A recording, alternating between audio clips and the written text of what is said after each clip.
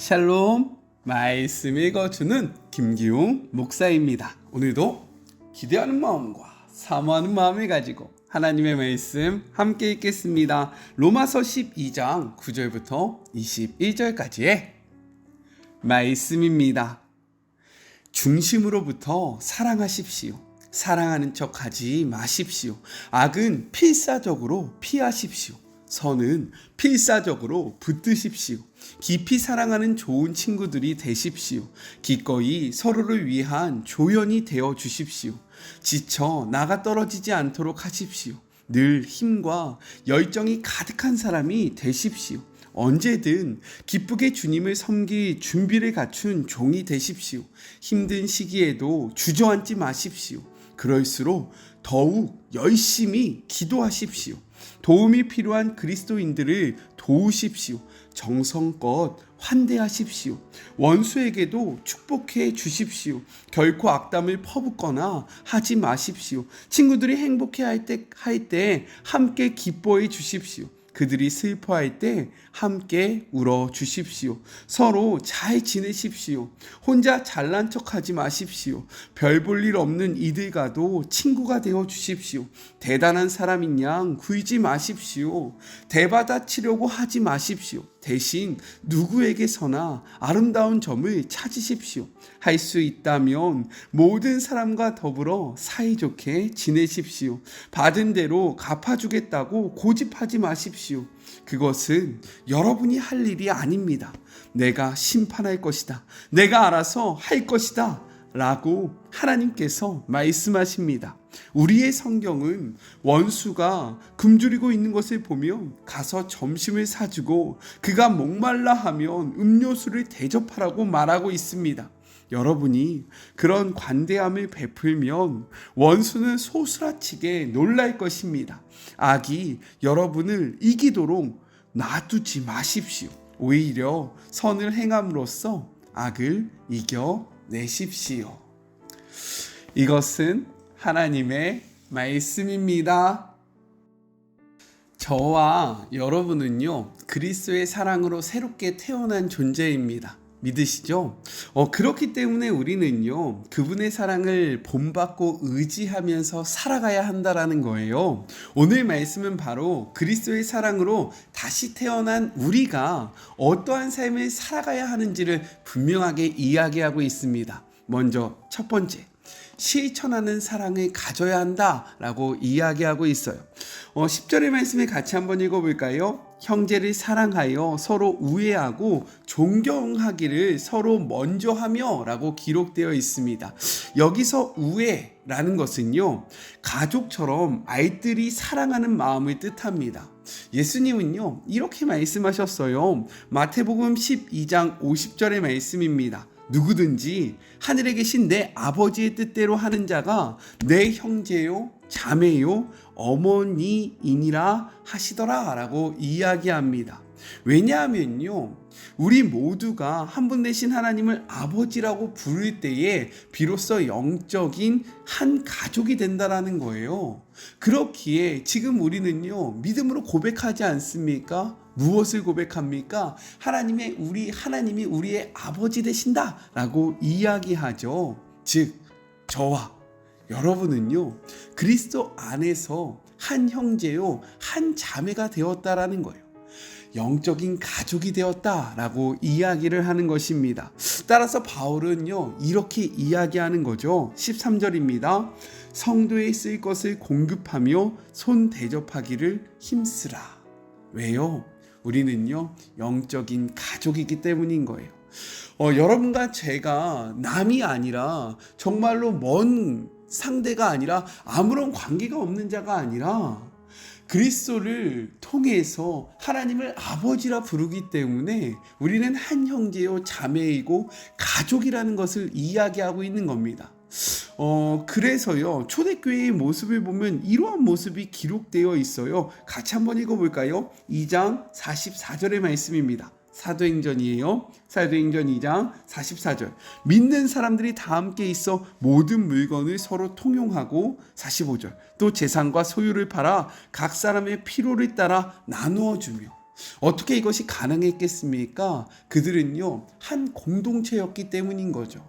한 가족이었기 때문에 자신의 소유를 팔아서요, 나의 가족이고, 나의 형제이고, 나의 자매인 그들을 정말로 아낌없이, 불편함 없이 너무나도 사랑하는 마음으로 도와줄 수 있었다라고 이야기를 합니다.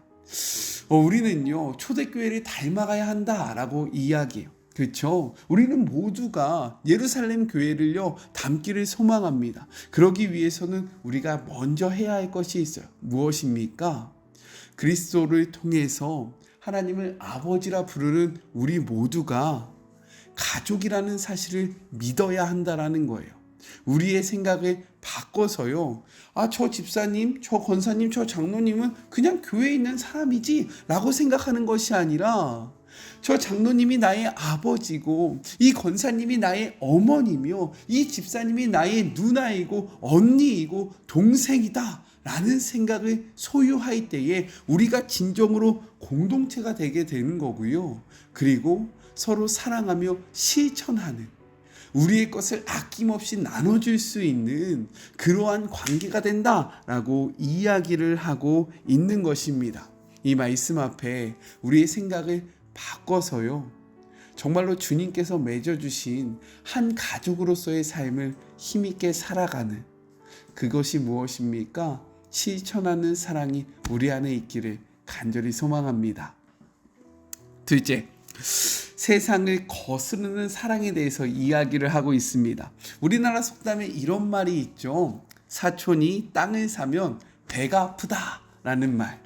왜 이러한 말이 일어났습니까? 이것이 보편적인 사람들의 모습이라는 건데, 이 말의 뜻이 무엇입니까? 이는 가까운 사람이 잘 되는 것을 기뻐하지 않고요, 오히려 시기하고 질투한다라는 의미인 거예요.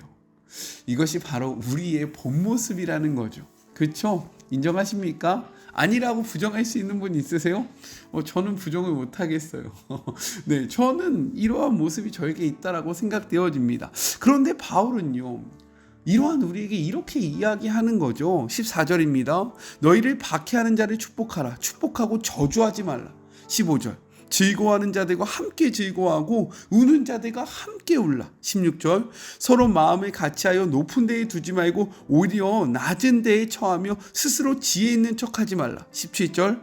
아무에게도 악을 악으로 갚지 말고 모든 사람 앞에서 선한 일을 도모하라 라고 이야기를 합니다. 바울은요, 우리에게 이야기하는 거예요. 악을 악으로 갚아서는 안 된다는 거죠.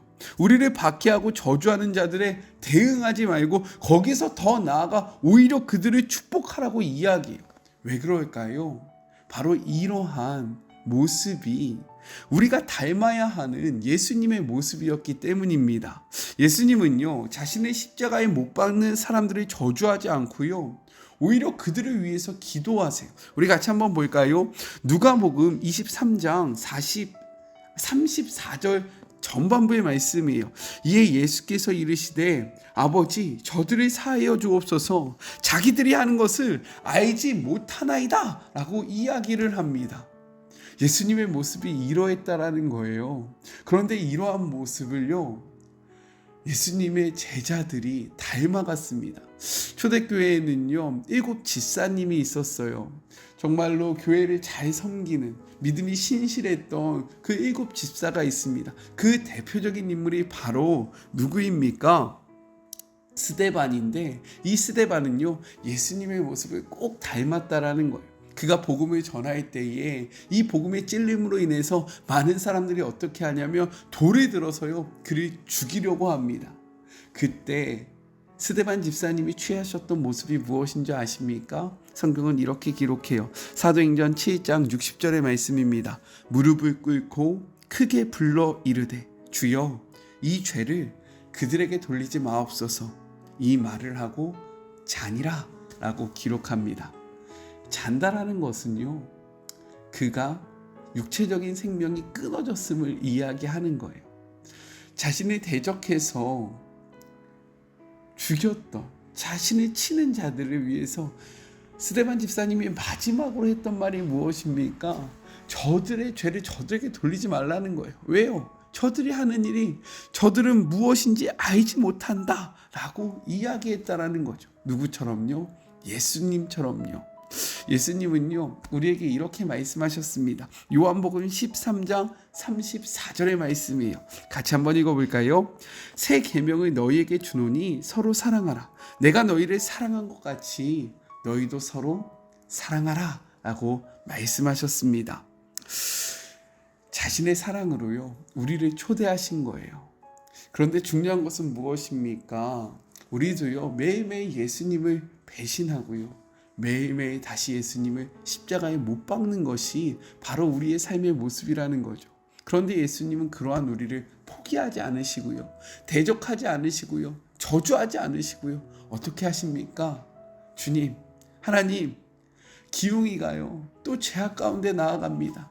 저놈 정신 좀 차리게 벌받게 해주세요라고 이야기하는 것이 아니라 아유 이 불쌍한 놈 아직도 정신을 못 차렸냐, 돌아와라, 회개해라, 내가 너와 함께한다, 내가 너에게 힘을 주기를 원한다, 너가 나에게 돌아오기만 한다면 나를 너로 용납한다 라고 오늘도 이야기해 주신다라는 거죠.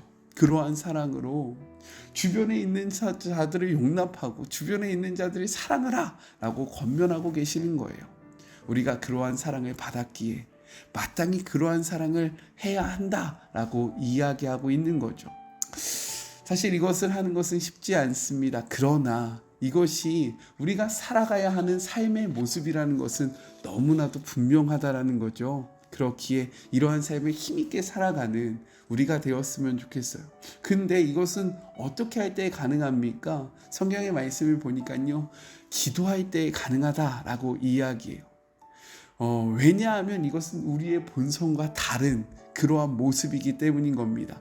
우리의 힘으로는 절대로 할 수 없는 거예요. 그러니까요 기도를 통해서 하나님을 의지하고 기도를 통해서 성령의 능력을 받을 때에만 이러한 삶을 살 수 있으니까 더욱더 기도하라 라고 이야기하고 있는 거죠.